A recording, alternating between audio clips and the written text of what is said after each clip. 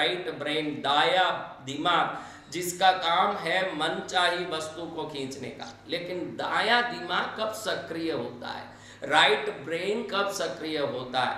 Right brain तभी सक्रिय होता है जब किसी वस्तु पर वो एकाग्र हो जाता है, किसी वस्तु पर पूर्ण रूप से।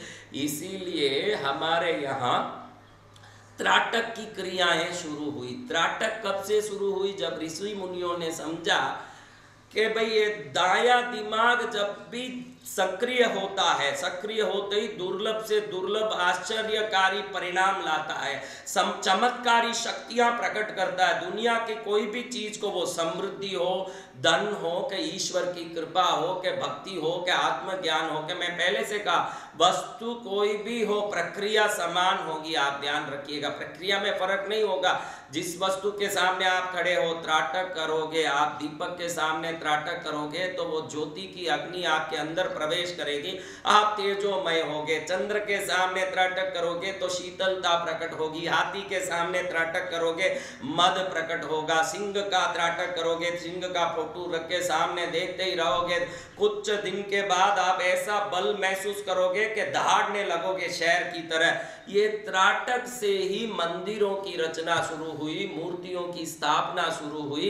जिस मूर्तियों के अंदर आज जो साइको सिंबोलॉजी बोला जाता है, जिस मूर्तियों के अंदर आप देखते हैं आसन अलग अलग लगे हैं, वाहन अलग अलग लगे हैं, वाहन और आसन को साइको सिंबोलॉजी में आज इजिप्ट भी मानता है, यूरोपियन कंट्रीज, अमेरिकन कंट्रीज मानता है, जिसको भारत ने युगों से माना है, भारत ने सदियों से माना है, भारत ने सहस्रों वर्षों से माना है। इसको आज वैज्ञानिक बोलते हैं तो बड़ा आनंद आता है कि साइंस बोलता है, सच बोलता है। साइंस का बाप विज्ञान का भी पिता है अध्यात्म, और अध्यात्म विज्ञान का पिता है। ये समझ सकेगा वही वो बुजुर्ग का पूजा करके सम्मान के शक्ति प्राप्त कर सकेगा। तो आपको बता दूं कि आज साइको सिंबोलॉजी नाम की एक चीज निकली है।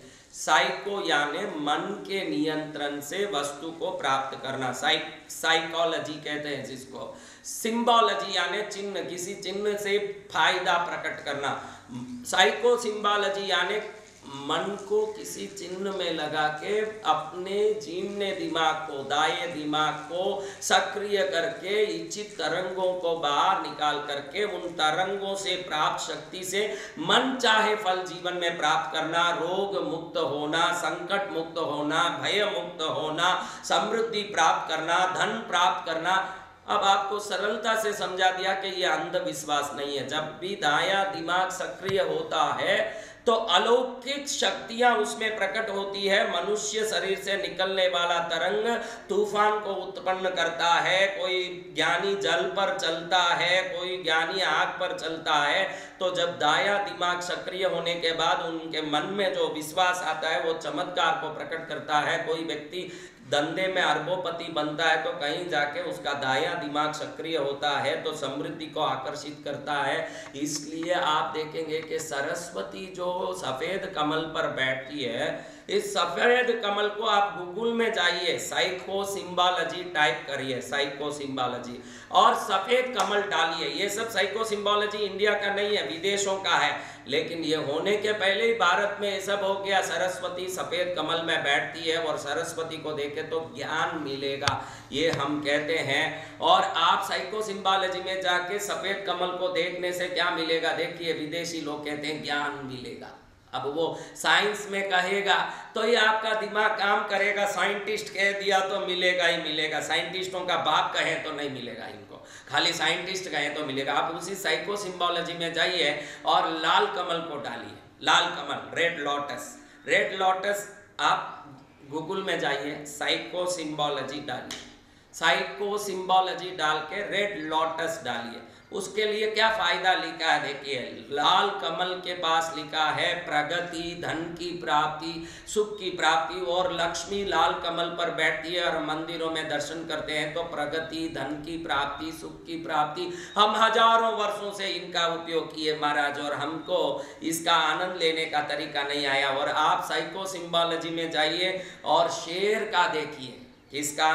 शेर का देखिए आप, साइको सिंबोलॉजी में शेर का देखिए, शत्रु भय निवारण, बल पराक्रम की प्राप्ति और हर कार्य की सिद्धि, वीर्य बल पराक्रम की प्राप्ति, ऐसे शेर के नीचे साइको सिंबोलॉजी में लिखा हुआ है। और आप दुर्गा मंदिर में जाइए और किस लिए जाते हैं, वो किस पर बैठी हुई है, शेर पर। वो वहां जाए तो शत्रु भय से निवारण, बल पराक्रम की प्राप्ति होगी, ये विश्वास से हम जाते हैं। तो हमारे देवता ही नहीं, उनके वाहन आसन भी साइको सिंबोलॉजी, आप ध्यान रखिएगा। और वह हजारों साल पहले से है, इजिप्ट में भी है। आप देखिए हमारा भैरव जी का वाहन क्या है, स्वान, कुत्ता। अब भैरव जी को हम रक्षा के देवता मानते हैं, डर मुक्ति के देवता मानते हैं, शत्रु भय से मुक्ति के देवता मानते हैं। इजिप्ट में जाइए, कभी इजिप्ट के पिरामिड वगैरह देखने गए हो तो, इजिप्ट घूमने कभी टूर में गए हो, देखिए, नहीं तो गूगल में अनुबिस टाइप करिए, अनुबिस, क्या टाइप करना, एनुबिस टाइप करिए, तुरंत कुत्ता आएगा। और वो कुत्ते के बाजू में लिखा होगा रक्षा, भय मुक्ति, शत्रु भय मुक्ति। इजिप्ट में जहाँ जहाँ पिरामिड है, पास में जो स्पिंक्स बने हैं, दूसरे किले बने हैं, वहाँ ये अनुबिस रखे हुए हैं। और इजिप्शियन भाषा में लिखा है कि जहाँ अनुबिस देवता होंगे वहाँ रक्षा होगी, वहाँ शत्रु भय मुक्ति होगी। हजारों वर्षों से हमारे प्राचीन मनुष्य सभ्यता ने समझ के रखा था कि इन चिन्हों को देखने से हमारा दायां दिमाग सक्रिय होता है।